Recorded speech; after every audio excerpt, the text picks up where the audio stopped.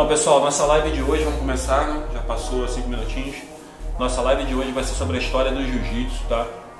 Eu acho que a parte fundamental para você aprender jiu-jitsu é você saber sobre a história, ainda mais essa história linda, né, que tem o nosso jiu-jitsu. Opa, bati aqui na câmera. E você saber da sua história é muito importante, né? A origem, de onde veio, quem foram os precursores da arte, como foi difundida, né, disseminada pelo Brasil. Isso é muito importante a gente saber, né? Porque uma arte marcial sem história, eu acho que perde muito, né? Eu sou adepto, assim, eu acho muito legal a arte marcial, principalmente a oriental, né? Que sempre tem uma história legal, como o karatê, o próprio judô, o taekwondo, né? E eu acho essa parte da arte marcial muito importante, né? A gente manter as raízes, né? Bem, como eu falei,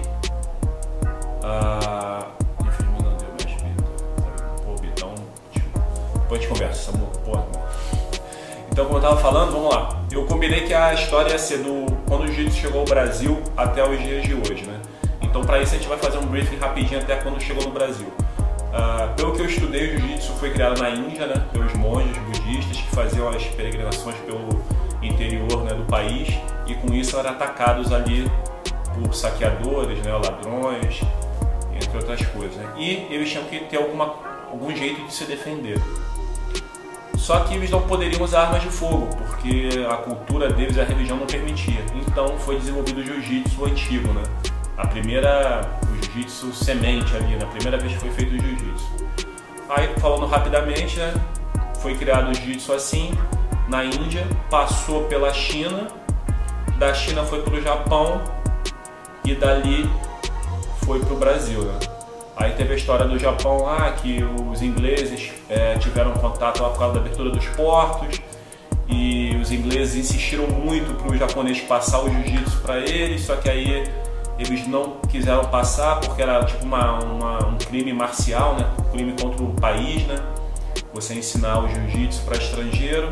Aí tem aquela história que o Jigoro Kano, que era do jiu-jitsu, né? Ele ensinava jiu-jitsu para não passar o jiu-jitsu verdadeiro pro ocidente. Ele inventou o judô, ele criou o judô, que seria um jiu-jitsu com limitações, botou o nome de judô e passou para os ingleses. Ok? Essa é a história que eu sei e que eu gosto de ver em documentários. A maioria dos documentários tem essa história. A maioria dos mestres que me contaram também contaram com essa linha, né, de pensamento. Então, Índia, China, Japão. Do Japão ali foi dividido entre o judô e o jiu-jitsu, porque não podia se passar para o ocidente, né? No caso, os ingleses tinham aberto os portos lá com o Japão e eles queriam muito aprender essa arte, né? Do pequenininho ganhar do grande. Para não passar essa arte, porque era uma lei marcial, né, contra o país, inventaram o judô. A história conta que o Jigoro Kano inventou o judô e passou para o ocidente isso. E aí começa a história, não aí, né? Muito tempo depois começa a história vindo para o Brasil, que foi a vinda do Conde Koma, né? O Mitsumu Maeda, o chamado Conde Koma, que veio para o Brasil, para ser mais preciso ali no Pará. Ele veio para fazer negócios, né, entre o Japão e o Brasil, e para nossa sorte, né, para a sorte do nosso jiu-jitsu, ele foi parar na casa dos Gracie, né? Pelo que eu fiquei sabendo, ele foi recebido na casa da família Gracie, onde se hospedou por algum tempo, e foi muito bem tratado pelo patriarca lá, né? Se não me engano era o Gastão, pai do Carlos e do Hélio. Eu acho que era Gastão Gracie, tem que pesquisar isso melhor, mas eu acho que tenho quase certeza que era o Gastão. E num gesto de agradecimento, ele ensinou o jiu-jitsu para o Carlos Gracie, que era o filho mais velho dos irmãos Gracie ali, né? E aí começou a nossa história do jiu-jitsu no Brasil. E isso é o Gastão Gracie, né, que era o pai, Paulinho, ele era tipo um representante, né, da classe ali do Brasil, e recebeu muito bem o Mitsumu Maeda aqui, que veio fazer negócios com o Japão, se não me engano, da Caixinha do Pará, lá do Pará, né? Aí meio que ficou de cicerone dele ali no Brasil e foi muito bem recebido. Aí, como gratidão, ele ensinou jiu-jitsu pro filho mais velho do Gastão Gracie, que foi o Carlos Gracie.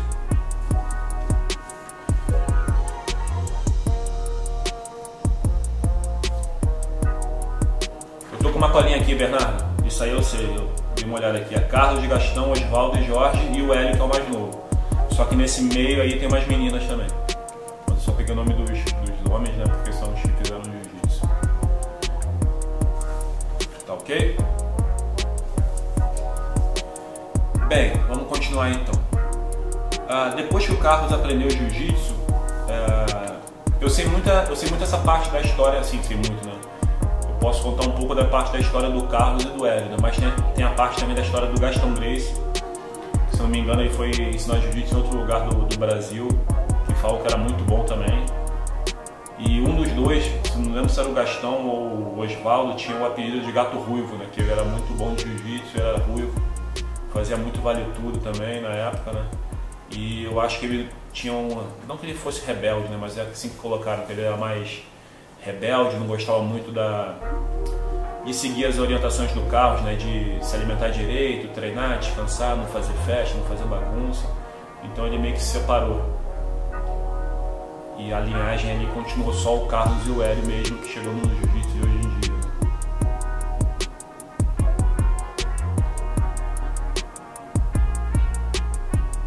Se vocês souberem um pouco do Gastão Gracie aí, pode falar também, tá? Porque faz parte da história do Brasil. Eu não quero deixar ninguém de fora, e quem eu não colocar não é porque não tem importância, simplesmente porque, como eu sou aluno de La Riva, que é aluno do Carson, que é filho do Carlos e treinou com ele, então eu sigo essa linha, né? Mas eu sei que tem outros Gracies aí que aprenderam também, né? Tanto que, se eu não me engano, são esses 5 Gracies, são os 5 Gracies que podem usar a faixa vermelha com 10 graus, né? 5 ou 4 Gracies que podem fazer isso, se não me engano. São os percussores do jiu-jitsu. Então vamos lá. O Carlos aprendeu jiu-jitsu, né? Aí o tempo passou, o Carlos começou a dar aula de jiu-jitsu. E foi aí que o Hélio aprendeu também.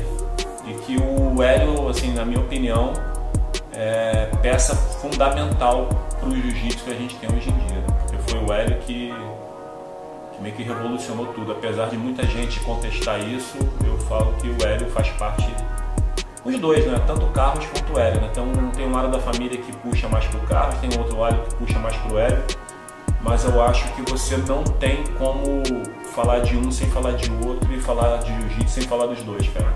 Eu acho que é uma besteira a família brigar pra ver quem era o mais importante. Porque o Hélio era o xerife do Carlos ali, e o Carlos era o mentor do Hélio, então um não funcionava sem o outro, né? E hoje em dia tem essa briga da família aí de quem era realmente o que inventou o jiu-jitsu, né? Então, boa, Rafael, é isso aí que eu vou falar agora.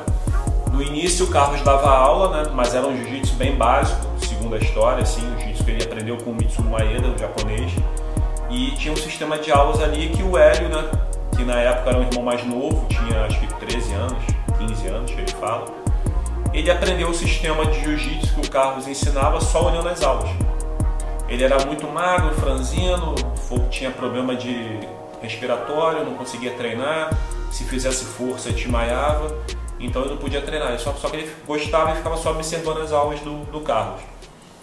Até que um dia, pelo que conta a história, o Carlos tinha uma aula marcada e não foi, ou chegou muito atrasado, né? Aí o aluno chegou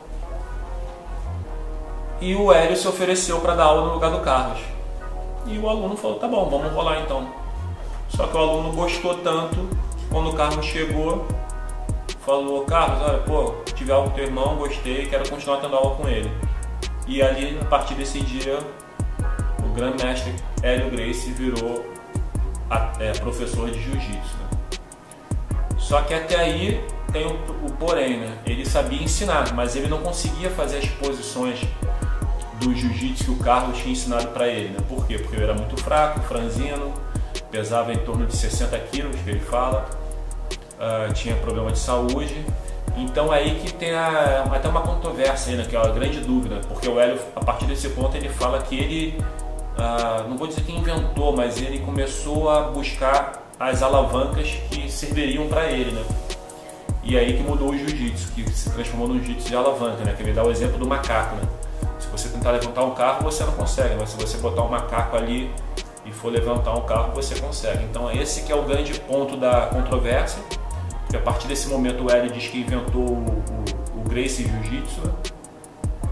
E que era diferente do Jiu-Jitsu do Carlos. Eu, como falei anteriormente, eu acho a besteira, porque não tem como você separar um do outro, né? Mas aí a partir desse ponto o Hélio inventou as alavancas dele, pro peso dele, pra força dele, pro biotipo dele, e foi criado o Gracie Jiu-Jitsu a partir desse ponto. Algum comentário? Deixa eu ver aqui. Ó, o Alan entrou. Fala, Alan. Manda lá. Os dois foram importantes, cada qual no seu segmento. O Hélio refinou as técnicas e o Carlos era a parte filosófica do Jiu-Jitsu invisível. Isso aí, concordo plenamente. E o Carlos lutava também, cara, que a gente tem pouca material sobre isso, né? Mas fala que o Carlos também fazia os desafios na época dele e tudo. Não sei se é correto isso, não sei se é correto, mas o jogo de alavanca foi aprimorado por conta da abordagem do Hélio. Isso, a história conta isso. E eu, até que se prove o contrário, acredito nessa história, né?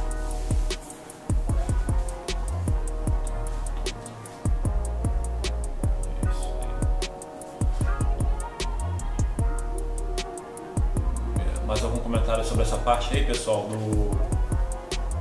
do Hélio virando professor e depois fazendo o Gracie Jiu-Jitsu, né? Fazendo o Jiu-Jitsu próprio para ele e o sistema de alavancas. Falando nisso, eu recomendo vocês uma leitura do livro do Hélio Gracie, tá? Gracie Jiu-Jitsu. Eu tenho esse livro aqui, ali conta a história toda do Jiu-Jitsu, né? Essa parte, esse lado que eu estou contando. E tem todo o sistema de defesa pessoal do Hélio, né? Como se fosse um manual do Jiu-Jitsu ali, né? Então eu acho que todo jiu-jiteiro tem que ter esse livro, tem que ler esse livro por obrigação.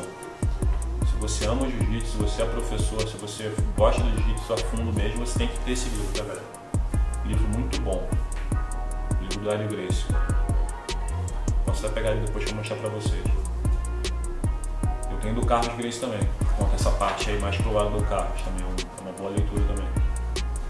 Parei aqui então quando o Hélio desenvolveu o Gracie Jiu-Jitsu, né, onde ele aprimorou as alavancas, os pontos de equilíbrio para o biotipo dele, que era pequeno e magro, e que esse seria, né, o grande slogan do Jiu-Jitsu até hoje, né, o pequeno ganha do grande. Ó, um comentário aqui do Glaucio. O Carlos começou os desafios juntos com o George, ó. Ele que publicava no jornal os desafios, isso aí. Falei que o George foi parte fundamental disso daí. Então, falando de desafio, aí o Jiu-Jitsu começou para poder... Eles gostam de explicar bem isso, né? Que eles não queriam afrontar ninguém, mas não tinha outra forma de mostrar que a eficiência do Jiu-Jitsu era superior a todas as outras artes, né? Naquela época, a não ser tendo desafios, né? E esses desafios eram feitos nas ruas, em feiras, né? A portas fechadas. Então eles começaram a desafiar. Só que quem tomava conta, né, do mundo da luta no início do século ali era o boxe e a capoeira. Então se você quisesse treinar algum tipo de arte marcial naquela época, no início do século, você tinha que treinar o boxe ou a capoeira, né?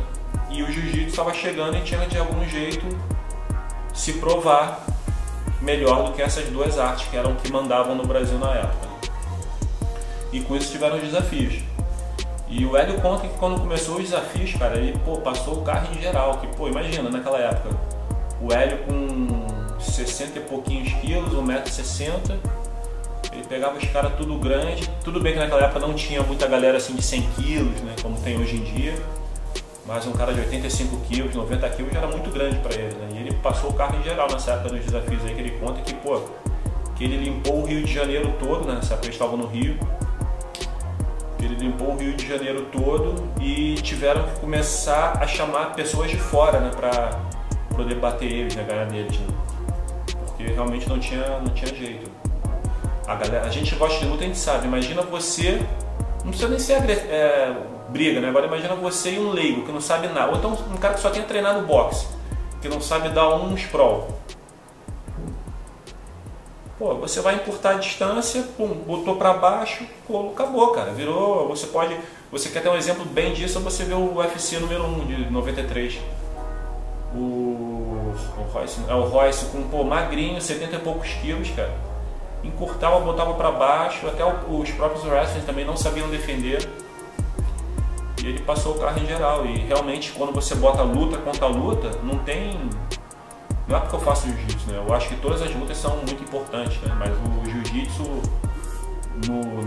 ali aquela coisa pura, né? Só jiu-jitsu, só karatê, só boxe, só muay thai, só sambo, Cara, o jiu-jitsu acho que chega mais perto seria o sambo, né? Mas o sambo não é tão refinado no chão quanto o jiu-jitsu também. Hoje em dia é diferente, né? Hoje em dia MMA todo mundo sabe jiu-jitsu, né? O pessoal, não representa o jiu-jitsu, tá bom então, né? Não representa, mas tu sabe defender uma kimura, você sabe dar uma guilhotina, você sabe dar um sprawl quando entrar nas tuas pernas, né? Então você tá preparado para lutar contra o jiu-jitsu, mas você não sabe jiu-jitsu, né? Tá ok. Então o Hélio fez desafios, ganhou de todo mundo na época do boxe da capoeira no Brasil, no Rio de Janeiro, que era o que mandava, né? E tiveram que começar a chamar o pessoal de fora, né? O Hélio conta que foram muitas lutas, né, cara, nessa época, que estavam imbatíveis mesmo, né? É lógico que nesse meio tempo aí tem muitas histórias, né? Tem histórias até que, se eu não me engano, os irmãos Gracie foram presos por uma agressão a um rival na rua, só que aí tinha muita influência no Brasil e no Rio de Janeiro, né? Aí o presidente da época mandou soltar eles. E isso é legal pra falar, cara, que o jiu-jitsu nessa época era muito elitizado, né? Nessa época não existia jiu-jitsu pra classe baixa, classe média ali no caso, era só elite que fazia jiu-jitsu, né? E o Hélio também dava aula, era aula individual, né? Essa aula em grupo que a gente tem hoje é bem diferente de como era a aula feita pelo mestre Hélio Gracie, né? Mas a gente chega lá. Então, como eu falei, eles tiveram que começar a chamar gente de fora, né? E chegou ao ponto que o Hélio foi ganhando e ele desafiou o campeão mundial, né? Que era o Kimura. Essa história eu acho que todo mundo conhece, né? O japonês Kimura, que pesava 100 quilos e era campeão mundial de jiu-jitsu, né, no caso. Só que tem aquela história que o Kimura não queria lutar com ele, né? Falou, cara, quem é você? Um brasileiro de 60 quilos, tu vai querer me desafiar, eu sou campeão mundial. Aí falou, faz o seguinte então, você luta com o vice-campeão mundial, que é meu aluno Kato, e se você ganhar dele, eu luto com você.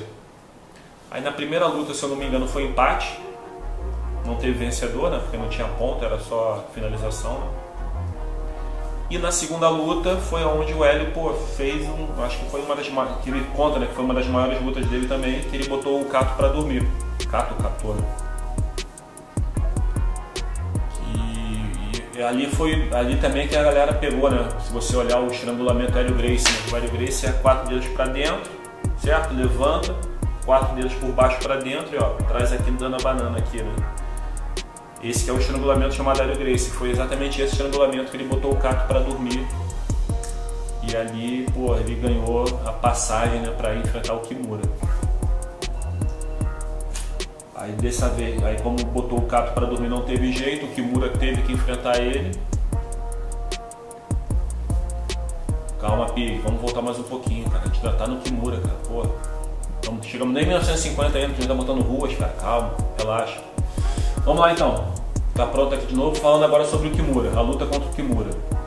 A luta contra o Kimura, o Hélio fala que foi, assim, o Hélio não muito, né, porque primeiro ele não interpreta essa luta como derrota, né, porque realmente ele não bateu. O Kimura, eu não lembro quanto tempo de luta teve, mas ele durou mais do que um round com o Kimura. Aí, se eu não me engano, no segundo round o Kimura encaixou uma chave Kimura, né, que foi até batizado com esse nome depois, a famosa Kimura. E foi o que trouxe a mão do Hélio até a nuca, o Hélio não bateu e o Carlos, sabendo do temperamento do irmão, jogou a toalha, né? Tanto quando você perguntava essa luta pro mestre Hélio, ele falava, eu não bati. Mas os alunos dele falam que foi uma derrota, que foi uma vitória, né? Porque ele mostrou todo o espírito guerreiro dele ali, lutando contra o campeão mundial de jiu-jitsu e provando que o jiu-jitsu dele é eficiente, porque ele durou mais de um round com um cara de 100 quilos e que sabia um jiu-jitsu tão refinado quanto o dele na época, né? Então, ele não considera uma derrota, porque se ele perdeu pro jiu-jitsu, ele não perdeu. Ele tá o propósito dele sempre foi o quê? Mostrar a superioridade do jiu-jitsu.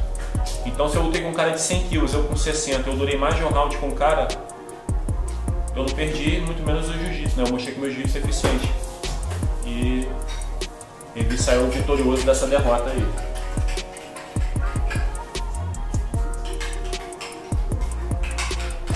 A Carol falou que, pô, vitorioso da derrota? Ah, mas foi. Ele saiu com uma vitória de uma derrota, né? Porque ele perdeu pro jiu-jitsu e para um cara de 100 kg. Então, na cabeça dele, ele não perdeu. Quem ganhou foi o jiu-jitsu, né?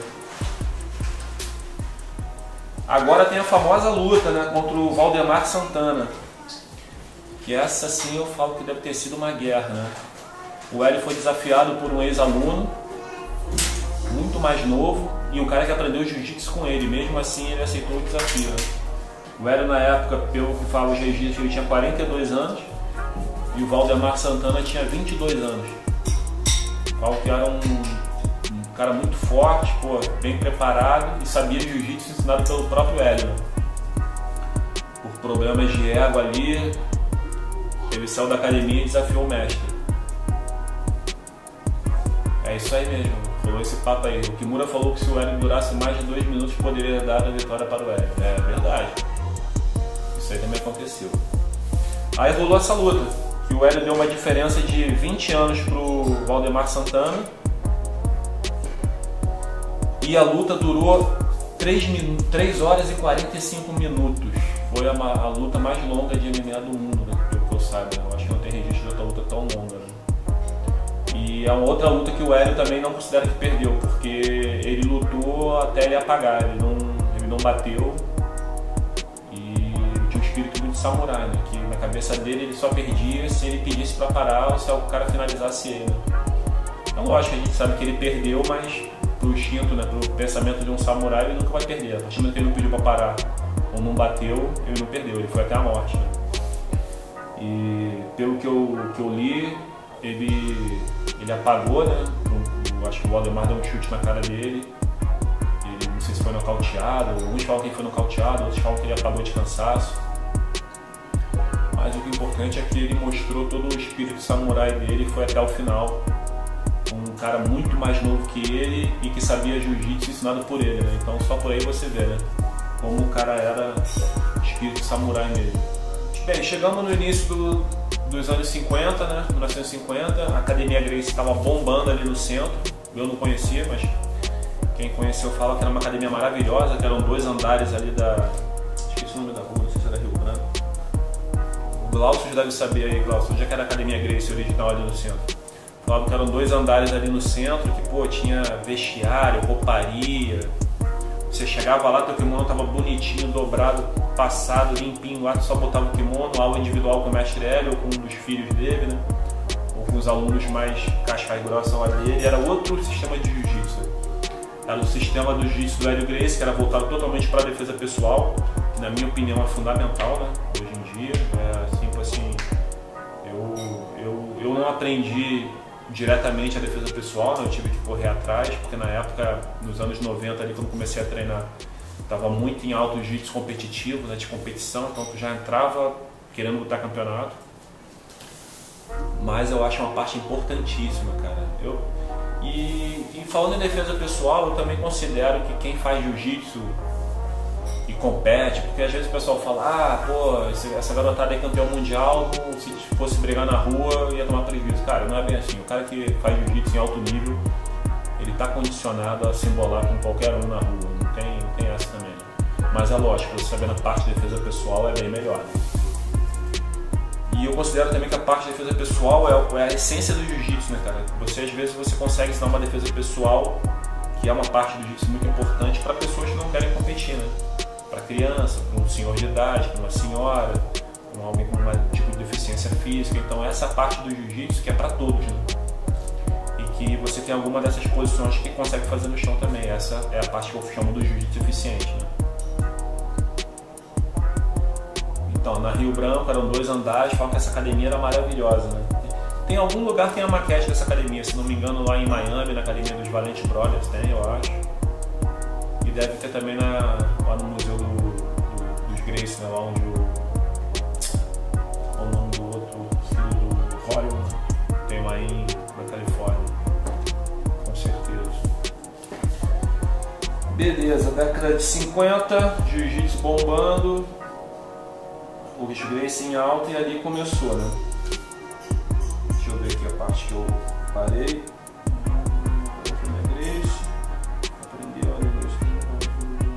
Ok. Vamos lá.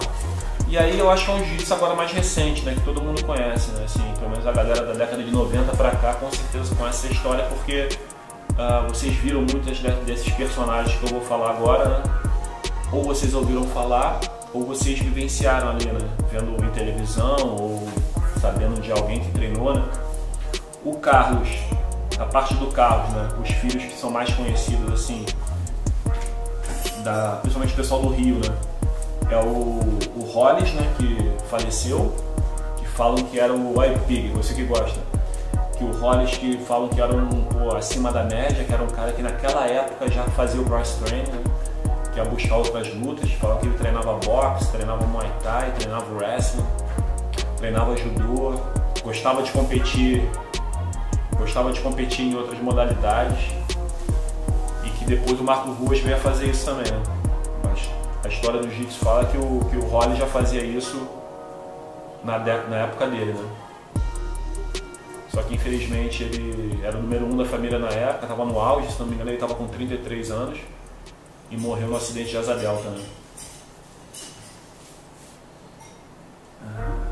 Mais velho que ele era o Carson, que é outro herói da família, né? Que todo mundo fala que se o Carson não tivesse existido, a família Gracie estaria vendendo banana na feira, porque foi naquele ato ali que o Hélio parou de lutar, né? Então demorou para um outro campeão da família aparecer e foi o Carson que assumiu essa bronca. Até contra o Valdemar Santana, né? Quando o Hélio perdeu para o Valdemar, o Carson foi lá e lutou com o Valdemar, mesmo sendo amigo, né? Ele fala que ele era amigo do Valdemar, mas ele não teve ele não tinha outra opção a não se defender a honra da família, né? Se não me engano, eles fizeram acho que 5 lutas. Posso estar errado, mas acho que foi isso. Acho que foram 2 empates e 3 vitórias do Carson, alguma coisa assim. E depois disso, o Carson também deslanchou, né? O Carson é um dos lutadores mais famosos da família, fazendo luta no Maracanãzinho, no Maracanã. Imagina agora você um ringue no meio do Maracanã, 2 caras brigando ali, e era ringue na época, né? Tabladão, os caras caíram pra fora do ringue. No meio do gramado do Maracanã. Era esse nível do Vale Tudo na época no Rio de Janeiro.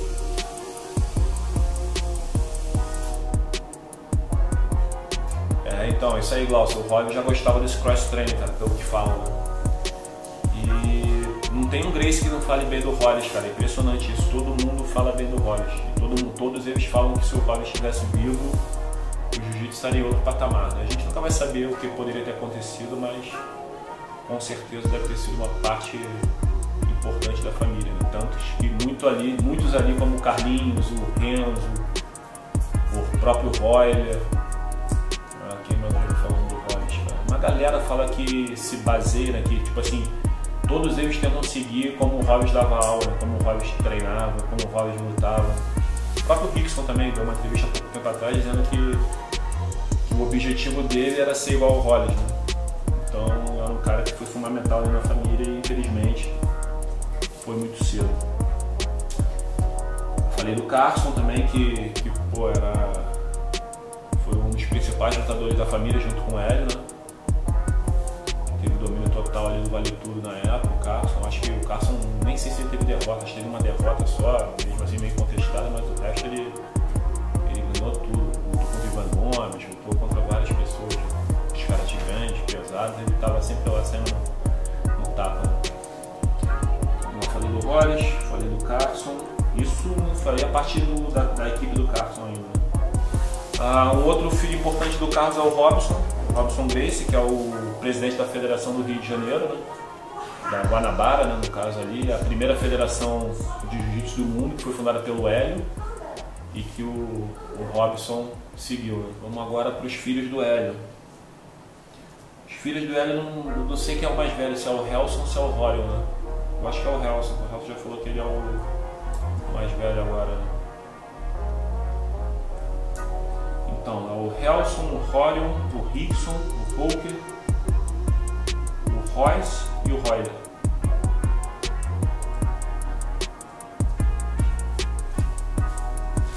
Cara, desses filhos do do Hélio aqui, cara, o Helson, falam que era um dos melhores brigadores de rua que a família tinha. Ele nunca fez vale-tudo assim em ringue, eu acho, pelo que eu saiba, mas ele mesmo, porque ele na briga era sinistro. Quem conta muita história dele é o Malibu também. Eu sou aficionado por jiu-jitsu, né, cara? Eu trabalho com jiu-jitsu, eu treino jiu-jitsu, eu consumo jiu-jitsu. A minha esposa, a Carol, até fala, cara, tu fica com jiu-jitsu 24 horas por dia. Se você não tá treinando, tu tá vendo vídeo de jiu-jitsu, tá vendo história do jiu-jitsu. Fala, eu gosto, né, fazer o quê? Então eu falo que o Helson era um dos melhores brigadores que tinha na família. Tem o Rorion, que todo mundo acho que conhece, né? Que foi o cara que inventou o UFC. Foi pra América lá, ficou lá, comeu o pão que já amassou lá e conseguiu difundir o jiu-jitsu lá. Começou numa garagem na Califórnia, até conseguir montar o UFC, né, cara? Então é outro que, assim, a gente deve muito, né? Se a gente tem o jiu-jitsu hoje em dia como é por causa dele, né? Que ele mostrou o jiu-jitsu pro mundo, junto com o Royce, né? Vou marcar aqui o Royce. Se não me engano, é o segundo mais novo dos filhos do Hélio. Porque o Rorion inventou o UFC e foi o Royce que foi lá fazer a parte prática, né? Que é botar os grandões para baixo. E tem uma curiosidade que falam, né? Que eles escolheram o Royce até por isso, né? Por o Royce ser menos agressivo, ser mais magro. Porque se colocasse um Rickson ou até o Helson, né? Falam que o Helson era muito agressivo e que o Rickson era maior, né? Então que não ia dar tanto impacto para mostrar a superioridade do jiu-jitsu, né? Que a escolha do Royce foi essa, porque ele era magro e não tão agressivo.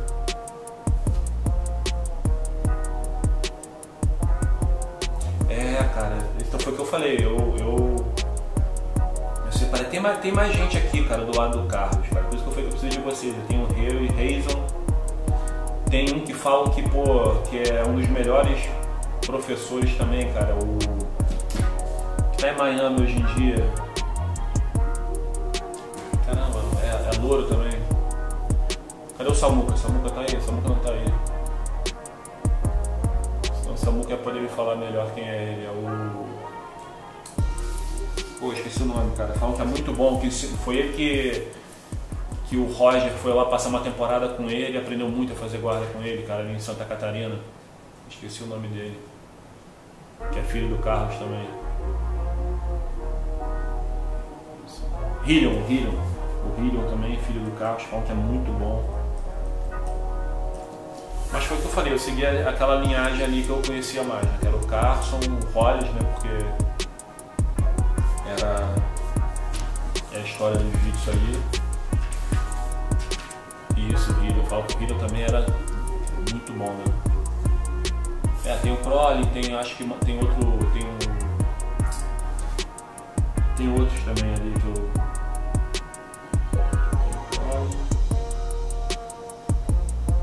Anotando aqui depois para deixar pra mim. Mas como eu falei, eu segui essa linha Carlos, Carson, né? E Hollis ali e os outros mais conhecidos assim, mas todos eles tiveram parte...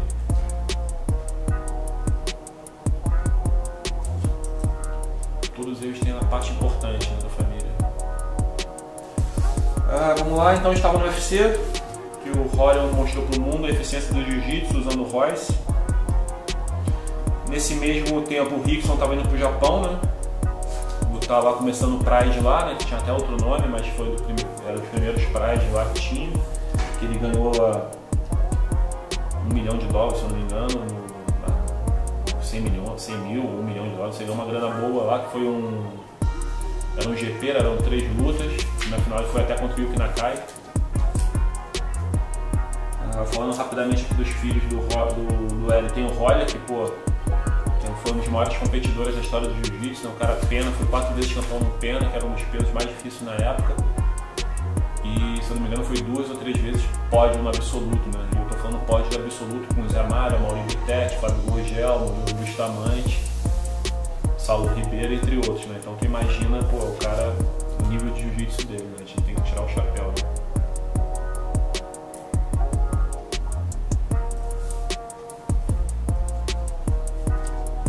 Vamos lá. Continuando um pouco aqui agora, já mais chegando para nossa época, como eu falei, que vocês já conhecem melhor. Tivemos na década de 80 a hegemonia do Carson Gracie, né, que ganhava todos os campeonatos. Falavam que a equipe do Carson era a azul, a preta limpava tudo, cara. Era uma ou outra final que eles perdiam, mas que a maioria eles ganhavam tudo, de ponta a ponta, né? E eles falam que o Carlson também, ele não estava muito interessado em graduar ninguém, né? Ele estava interessado, naquela época era o jiu-jitsu em si era muito focado pro time, né? O que o Carlson fazia? Ele tinha um time de azul, um time de roxo, um time de marrom, um time de preto. Então para você que era faixa azul sair para roxa, tinha que ter vaga, entendeu? Você era azul, médio. Para você ir pro roxa médio, tinha que abrir uma vaga no roxa médio. Abrir vaga seria o quê? O cara parar de treinar, o cara morrer ou o cara ser graduado para marrom. Então, e assim sucessivamente, né? Então, se não abrisse vaga, irmão, foi o que ele te deixava na faixa ali até abrir uma vaga. E era mais ou menos isso. E ele, pô, montou um time de competição na década de 80 até o início dos anos 90 que falou que era imbatível. Eu cheguei a acompanhar um pouco quando eu comecei a treinar ali em 93, que comecei com o mestre Cirilo Gomes lá no Ópera, na Ilha do Governador, onde eu morava, e era o mestre Cirilo e o Léo Díria, que era do Carlson, né? O falecido Léo Díria, era faixa azul do Carlson, ele era instrutor lá pra gente. E pô, o Léo era aquele faixa azul de 4, 5 anos, sei lá, cara. E ele passava bastante essa mentalidade de Carlson Gracie pra gente, né? Aquela pressão de campeonato, aquele pensamento na época, né, de só, porra, ir pra cima, amassar, ganhar. O Cirilo era mais professorzão, o Léo era mais a parte de competição. Você via ali como eram treinados os galos lá no Carlson, que eles chamavam. E o Léo era muito bom também na época, ele foi campeão brasileiro, se não me engano, o Léo arrebentava. Depois chegou a faixa preta, montou uma equipe grande também lá na ilha, mas seja a história da ilha, né? Vamos separar. Então o Carlson na década de 80 foi a equipe que mais dominou, início dos anos 90 também. Aí chegou nos anos 90, cara, teve começou a dividir no pódio ali, né? Aí se eu não me engano, eu acompanhei essa época dos anos 90, né? Era o Carlson, a Nova União, a Gracie Barra. E Carlson, Nova União, Gracie Barra, a outra que tinha Aliança foi em 93, tá, botar Aliança também. Aliança também. Eu lembro que a Aliança quando começou os brasileiros de equipe, elas sempre ganhavam os brasileiros de equipe no pesado, né? E era legal, cara, você chegava no ginásio, os campeonatos eram muito feitos ali no Yacht Clube Rio Guanabara, né? O brasileiro era sempre lá, né? Pô, tu chegava, tu já sabia que a galera do Carlson ficava nesse canto, a galera da Barra no outro, a Aliança desse, Nova União desse. Então eram 4 torcidas, né? Se você parar pra pensar, aí tinha Gracie Humaitá também, tinha Gracie Humaitá também.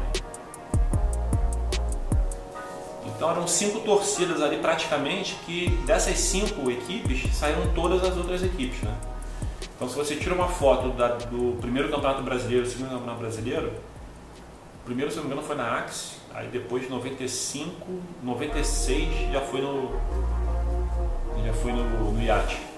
Se você tira uma foto dessa época ali, 96, era muito legal por causa disso, que era torcida separadinha, assim, Nova União, Gracie Barra, Gracie Humaitá, Carlson, Aliança. E é isso, eram 5 ou 6 equipes ali, e que dessas equipes vieram as ramificações. Hoje em dia você vai no campeonato de jiu-jitsu, amigo, é até difícil ter espaço para você estender a bandeira da equipe, né? Que é tanta equipe hoje em dia que tu perde a conta, né? Mas naquela época não, naquela época eram 4, 5, 6 equipes no máximo ali que mandavam no cenário nacional, né? E era bem legal, que eram bem torcida mesmo, com musiquinha, com tipo torcida de futebol mesmo. Pô, quando ia fazer a final. Tudo bem que era um pouco mais desorganizado também, né? Os campeonatos começavam de manhã, terminavam de noite, não tinha muito horário. Eu acho que os jiu-jitsu evoluiu muito, né, em termos de competição. Isso aí a gente tem que falar a verdade. Hoje em dia, pô, o lutei europeu no início desse ano, cara, é outro nível, né, cara? Tu chega lá, tu olha o horário que tu vai lutar, se a tua luta adiantar, aparece lá. Tu chega na baia, já sabe qual ringue tu vai lutar, a cor do kimono que tu tem que lutar, é muito, muito bom. Então, na década de 90 foi bem equilibrado ali o cenário competitivo do jiu-jitsu, né? Até virar ali o final dos anos 90 e a Aliança começar a dominar. Se eu me engano, na década de 90 teve a Gracie Barra campeã, a Nova União foi campeã, A Brasa, eu não sei se chegou a ser campeã, cara, assim que abriu da Aliança também. Não lembro, mas acho que a Brasa foi campeã. Mas depois do final da década de 90 dos anos 2000 pra cá, a Aliança meio que dominou o cenário do jiu-jitsu, né? Foi 10, 12 vezes campeão mundial, né? Tendo um hiatozinho aí só depois que a Atos conseguiu um bicampeonato. Pessoal, agora é com vocês, me perguntem aí qualquer coisa que vocês queiram saber um pouco mais da história. Como eu falei, não tem como eu contar a história toda do jiu-jitsu aqui, né? Eu acho que a gente saiu um pouco da linha, mas era mais para trocar uma ideia, eu também saber um pouquinho do conhecimento da história de vocês aí. Eu vi tá todo mundo afiado na história do jiu-jitsu. Eu acho, pô, muito importante a gente saber, né? Estudar essa parte filosófica da arte marcial, né? Que é saber a história, de onde veio, né? Pra gente poder ter uma base forte, né? Isso faz parte. Fala alguma coisa aí que vocês acham que eu esqueci da história, pra ver se eu lembro ou se eu sei. Aqui, pessoal. Vocês perguntaram aqui, ó. Livro Gracie Jiu-Jitsu, do mestre Hélio Gracie, tá? É um livro, não é muito assim, é grosso, né? Mas não é muito grosso porque tem muita figura também, porque tem toda a aula de defesa pessoal aqui. Então, para quem é aficionado à defesa pessoal, ó, eu acho fundamental ter isso aqui, tá? Aqui tem toda as posições de defesa pessoal do mestre Hélio Gracie, né? Eu botou tudo aqui. É como se fosse a herança dele para o mundo, né, para o jiu-jitsu. Ele mostrou tudo que ele sabe, tudo que ele ensinou, ele colocou nesse livro. E falta 1 minuto e meio aqui para terminar. Eu vou terminar essa live aqui até com a frase aqui do mestre Hélio Gracie, tá?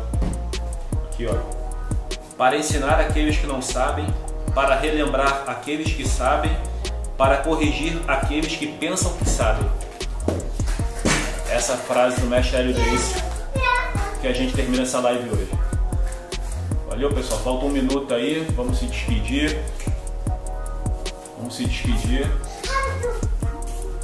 E pedir para vocês, né, seguir a gente nas redes sociais, no Instagram, FBTeamBJJ, no Facebook, FBTeam Association, no YouTube, onde eu estou postando minhas aulas lá, tá? FBTeam Brazilian Jiu-Jitsu. E galera, se inscreve lá também no Telegram, onde eu estou tentando fazer um trabalho lá, pô, batendo sempre papo com vocês e postando tudo em primeira mão lá pra vocês. Então pessoal, vou terminando por aqui, tá? Não se esqueçam de seguir nossos canais da FBTeam, FBTeam BJJ aqui no Instagram, FBTeam Association no Facebook, FBTeam Brazilian Jiu-Jitsu no YouTube e o nosso Cúpula FBTeam no Telegram. Espero todos vocês lá, grande abraço, fiquem com Deus. Fui!